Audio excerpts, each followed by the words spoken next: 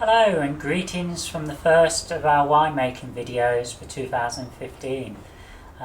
This is something totally new to me. Nigel is the one who's going to be giving us the demonstration.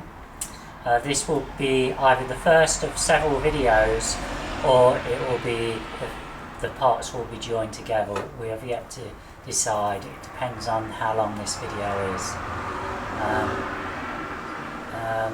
So yeah, and what we're doing today, we're going to be doing rhubarb wine. We've also got planned Loganberry wine in a few weeks' time. This process for these videos, what we're doing now, if it's being filmed over several short clips, it will take approximately 2 weeks for them all to show up on my YouTube channel. Okay, I'm going to pass you over to Nigel now, unless Nigel can think of any questions. No, I think I'll say a brief introduction to winemaking, and then we'll have a look at rhubarb wine in particular. Okay then, Nigel, over to you then. Okay, introduction to winemaking. Before we start, Julie, what do you understand by a wine? Very little, Nigel. Basically, just something what most people tend to drink with their evening meals, and it's not something what I'm not familiar with. Well, to many people, wine is a bit special. Wine has been made from grapes for thousands of years, and it has three main ingredients apart from, of course, alcohol. These are the three main ingredients of a wine that's that has a good flavour. You have sugar, acid and tannin, and probably about 10 to 13% alcohol as well. Now, grapes are very, very special because they have these three ingredients in the correct proportions. In England, of course, if you grow grapes, they haven't got enough sugar, so you have to add a bit of sugar to compensate for that. But you have to have those three ingredients in balance before the wine is actually pleasant to drink. Now, today we're going to make some rhubarb wine, and I'm going to start off by giving you the basic recipe for a wine that is a non-grape wine. Non-grape wines are not as good as grape wines unless you take a lot of care. And the basic recipe for a non-grape wine is that. So you need 4 pounds of fruit, 2 to 3 pounds of sugar, and about half a pound of sultanas or 1 pint of grape concentrate. And that will make you 1 gallon.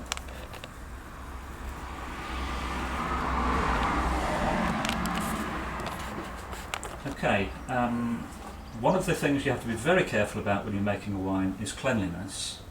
And for keeping everything clean, I have here some bleach. There are various compounds you can buy to sterilise wine equipment. I find bleach is fine. You have to get the sort which contains chlorine, because this doesn't impart any taint to the wine. And you can look at the ingredients. Sodium hypochlorite is usually the ingredient that you're looking for. What you don't want is a wine that is sort of pine disinfectant flavoured, because if you use the wrong sterilising agent, you cannot get the smell out of the equipment. So you smell the bleach, just to make sure it's a chlorine containing bleach. You don't want anything with any smell to it that's going to affect the wine. And all of the equipment I've used here, I've rinsed out with some bleach, and then I've rinsed it 3 times with fresh water. Okay, that was going to be my next question. Yeah, because chlorine, of course, has got a very noxious smell and taste anyway. It's totally water soluble, so if you wash the equipment 3 times after you've had the bleach in contact with it, you've got no smell or odour. Okay. Okay, now we have got quite a lot of rhubarb here. Here we go. We've weighed it just before we started the video, and we have here 8 pounds. So that should be enough for how many gallons? 2 gallons. Yeah, 2 gallons. And if you're, well, For this video, we're talking imperial. Oh yes, it's normal to work in imperial. Most recipes for wine are done in imperial. Oh, okay. Still done. Metric. Right. Okay. Yeah. And the reason for that is that we use these things called demijohns to make the wine, and they are 1 gallon. Right. Right. So what we do, the rhubarb has come straight out of the freezer. Now it's a very good idea to. How long has it been in the freezer for, Julie? Some of it's been in 12 months, and the other's been in 4 to 6 weeks. I would imagine. Okay. Maybe most 2 months. Yeah. Now the reason that I like fruit to have been in the freezer is that it does 2 things to it. It sterilises the fruit, because anything that's been frozen solid for a year or even just a few days has got nothing alive in it at all. Okay. So that will kill. That was something I didn't know. That's right. So that means that all of the bacteria, if there are any bacteria in there at all, will have been killed by the freezing process. You may be aware that when you freeze water it expands, and so if you have any bacteria which contain moisture in their bodies, when you freeze them, the cells in their bodies will explode, and that doesn't do them much good. And that's why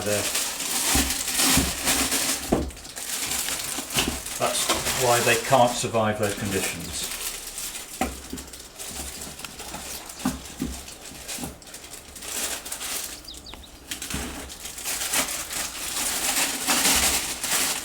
At this rate, toothless. Look at the size of that. Yeah, and at this rate, toothless Julie might become Alky Julie.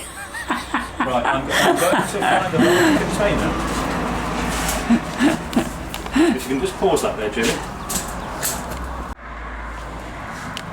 Okay, we now have a larger container. We have 8 pounds of rhubarb in there. And now what we're going to do is to add some water. Because the first thing that needs to happen in there is that the rhubarb needs to start to thaw. I've got some water here.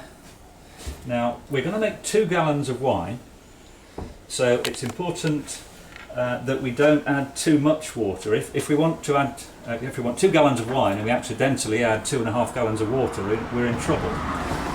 So we have to take a strict note of how much water we add and make sure we don't add too much. That's 3 pints. This is another 2. Now we're going to need altogether quite a lot of water, as you can see, for 2 gallons. It's actually 16 pints. But that's 5 so far. And what I always do then, I always have a label on the top of my brewing container, and I write what it is. I always write the starting date. That's important for reasons which we will see later. Is it the 7th today? 7th of July? I think it is. Sounds about right. 7th of July 15.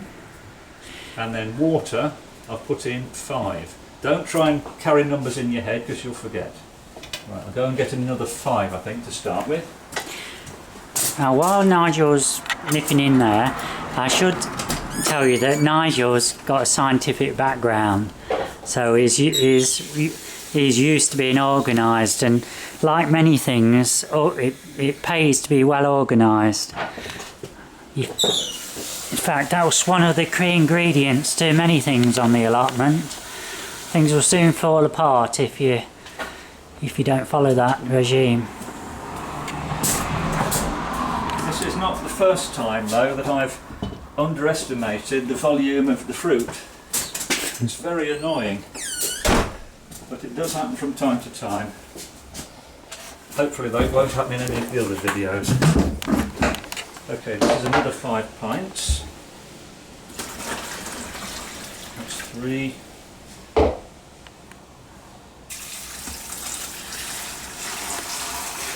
Oh, and you can already smell it. So you can smell something, anyway.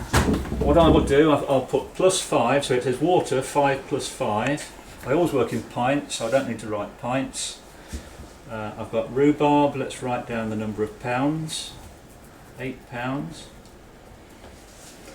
Now we need some We need some sultanas. We're making 2 gallons, so we need about a pound. About a pound.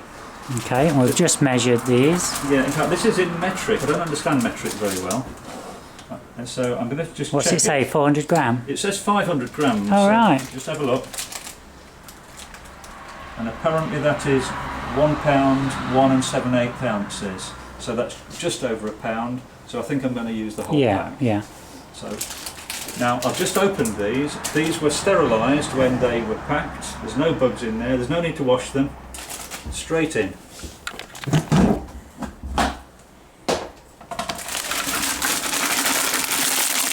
Separate them a little bit as you add them.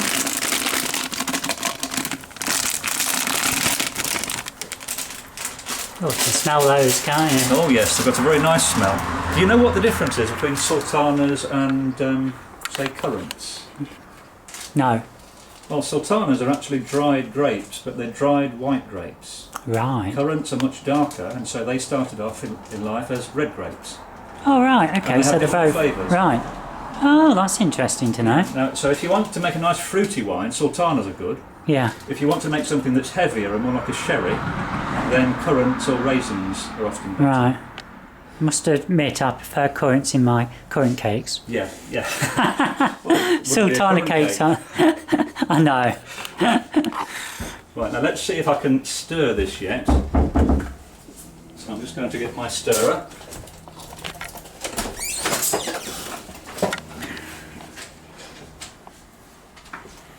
One of the important things when you're doing chemistry of any sort is to make sure the ingredients are well mixed.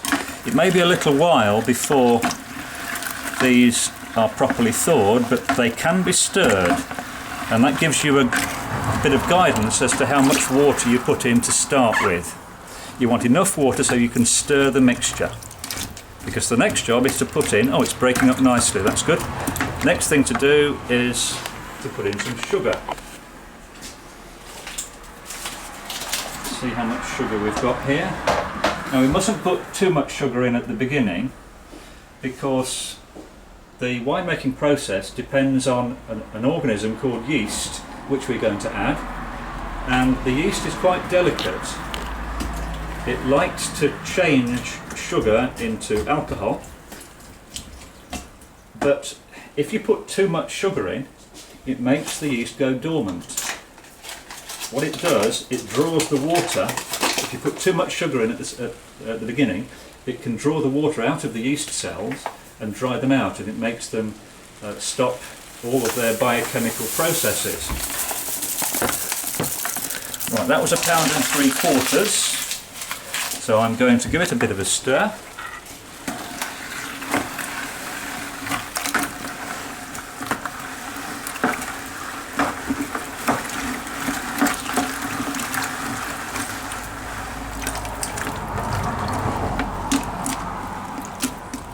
I will probably add some more sugar tomorrow when this has started working, but I've got to get the yeast in a moment.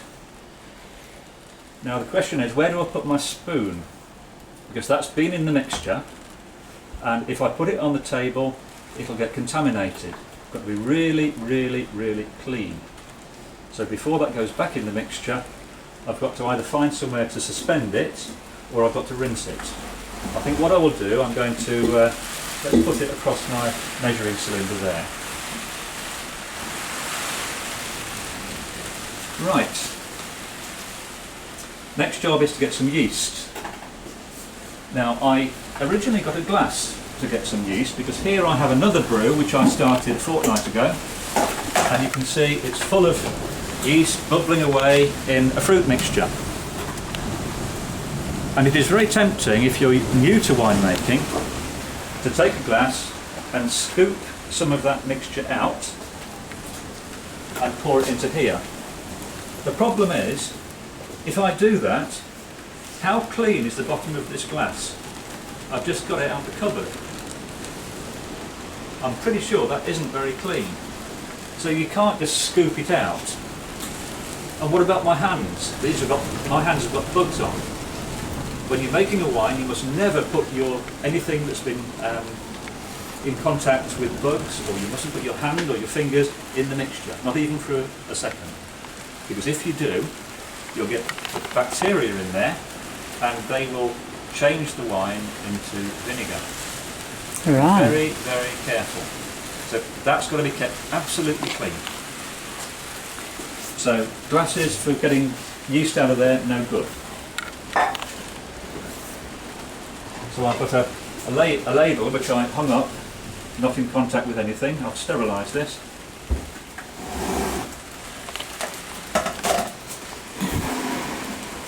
And now I'm going to take out some of the mixture. You can of course buy new yeast if you're new to winemaking. Don't use baker's yeast for wine because the wine won't clear properly. Or it'll take a long time to clear. So I'm going to take a little bit of that and put it straight in. And I'll do a bit more.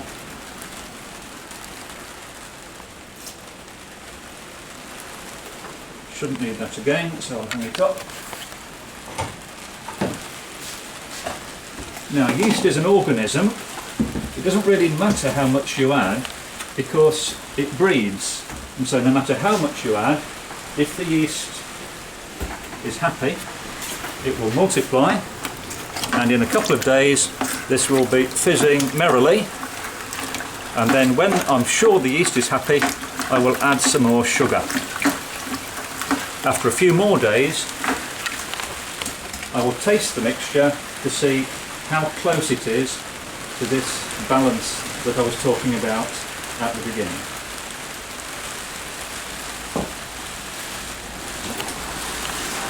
Wow, Nigel, a lot more into this than what I thought. Hygiene. Hygiene is so important, yeah. Yeah. Yeah. You don't need to go overboard with chemicals, you've just got to be careful. Okay. I think that's really all I have time, that's all I think needs saying in this first section. Okay. And it's actually taken a little longer than we expected, so I'm probably going to put this up now. Yeah. Because I think we've had about half an hour nearly. Yeah. Half an hour? Yeah, I think so. We've had 10, well, at least 20 minutes anyway. Okay. Yeah. Okay then. See you next time. See you soon.